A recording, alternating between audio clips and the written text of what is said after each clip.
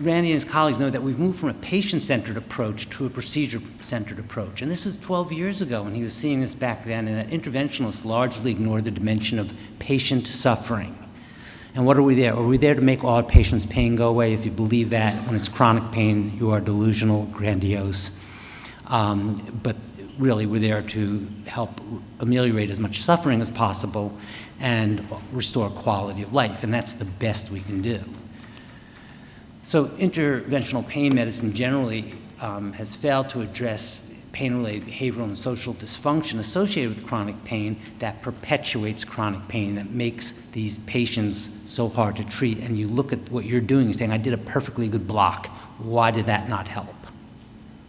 Well, it's because we're ignoring the psychosocial pieces of it, as well as the cognitive factors that become more and more salient in understanding the parameters of pain morbidity.